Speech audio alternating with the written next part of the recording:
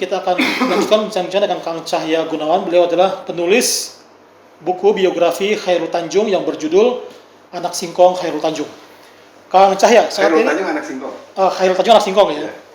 Kang Cahya, ini mengenai banyaknya aplikasi AI ya, kecerdasan buatan yang menggantikan peran penulis ya, seperti ChatGPT, dan bahkan menjadi persoalan di perguruan tinggi ya, ketika mahasiswa menulis skripsi itu lebih menggunakan ChatGPT ketimbang dia menulis mencari referensi di perpustakaan. Mungkin Anda punya tanggapan? Ya, saya kira kalau segmen buku-buku populer yang lebih tulisan-tulisan yang khas gitu agak susah ya digantikan oleh ChatGPT ya. Itu memang itu suatu realitas ya, kemajuan IT, adanya ChatGPT. Ya bisa jadi di dunia akademis itu ChatGPT bisa menggantikan penulisan ya, tapi tetap sebenarnya logika ilmu pengetahuan dari si penulis atau si mahasiswa atau si calon doktor atau calon magister yang lulusan S2, S3 itu tetap harus ada gitu, karena pada akhirnya kan tulisan itu, hasil karya itu, tesis, disertasi, skripsi itu kan harus diuji coba nanti di depan penguji, di depan dosen pembimbing. Kalau dia tidak menguasai materi yang dia tulis, itu pasti ketahuan gitu bahwa itu hasil karya dari IT ChatGPT gitu. Nah, kalau di buku-buku populer yang non pengetahuan ya, kalau misalnya yang buku tutorial ya, yang how to, sifatnya buku-buku how to yang lebih guidance gitu, bisa jadi kontennya itu menggunakan sebagian dengan menggunakan kecerdasan buatan, sangat mungkin terjadi ya. Tapi kalau untuk buku-buku katakanlah yang seperti saya tulis buku-buku biografi agak susah digantikan oleh. Kenapa tuh? Apa karena peran humannya ya, peran manusianya ya? Iya, karena gini, misalnya kita menulis Chairul Tanjung gitu ya, ya mungkin sudah ada tuh ChatGPT-nya, tapi kan kita kalau nulis sekedar gitu aja, jadi tidak hidup itu tulisannya, hampa gitu, hambar. Nah, kalau supaya kita tulisan itu hidup, ya itu kita harus langsung berinteraksi, berdialog dengan tokoh yang kita tulis, baru soul-nya ada, jiwanya keluar gitu. Ada observasi, ada wawancara, gitu.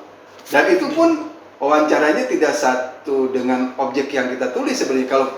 Kalau cerita dalam buku itu, misalnya ini dalam konteks buku biografi ya, supaya itu menjadi menarik, dia harus juga observasi pada misalnya waktu masa kecilnya di mana, kita ke tempat isunya, tempat masa kecilnya di mana kita datengin, kita wawancara dengan tetangganya waktu kecil, atau kita wawancara dengan teman-temannya waktu kecil, waktu SD, SMP. Nah, itu bisa mewarnai buku itu gitu, menjadi hidup gitu ceritanya itu. Jadi sumber dari cerita itu bukan dari tokoh yang kita tulis, tapi dari lingkungan dari si tokoh itu juga. Gitu. Jadi penulis masih bisa sebuah profesi ya? Masih menurut saya masih. Walaupun dalam situasi sekarang, ya kalau kita bicara material ya tidak terlalu menjanjikan juga sih, karena kan kalau kita bicara buku biografi tidak semua orang juga suka mau ditulis bukunya gitu kan. Seringkali ada yang mau ditulis bukunya tapi motifnya misalnya untuk politik karena dia mau jadi kepala daerah atau anggota DPR, DPRD, itu ya juga sah-sah aja. Artinya itu kan cuan juga buat penulis. Ya itu untuk mendokumentasikan. Cuma maksud saya, maaf, saya secara pribadi rada agak kalau bertentangan dengan idealisme. Bukan, kalau ceritanya itu palsu, artinya dibuat-buat, kan seringkali ini dari nothing menjadi something gitu. Tapi nothingnya itu bagaimana? Somethingnya gimana? Kan kita ada orang yang dia menjadi something tapi tidak nothing gitu. Tadinya dia memang udah anak orang kaya misalnya, tapi kemudian jadi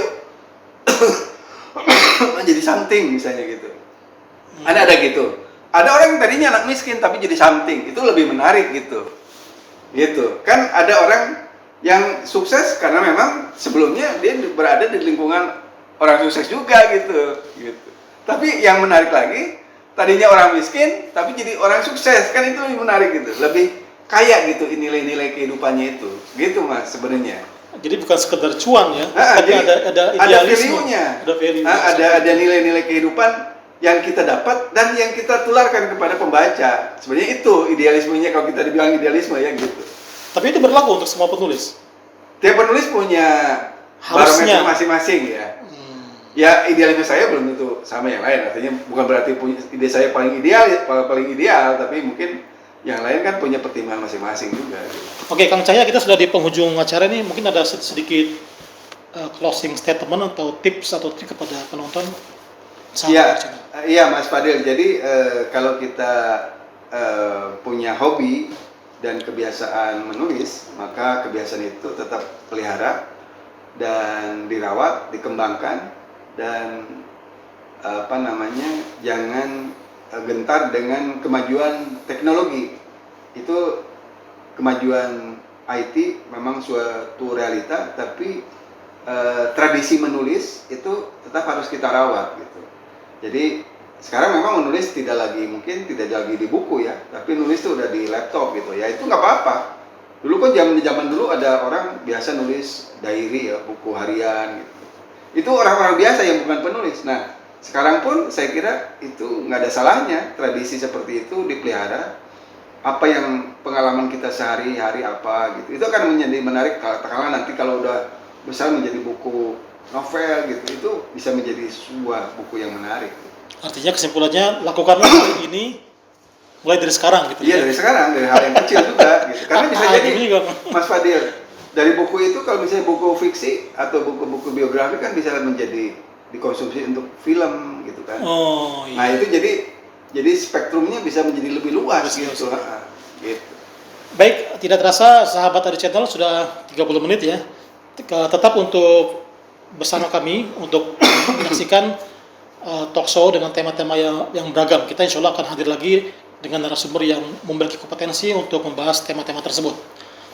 Terima kasih dan juga sampai jumpa. Assalamualaikum warahmatullahi wabarakatuh. Waalaikumsalam warahmatullahi wabarakatuh.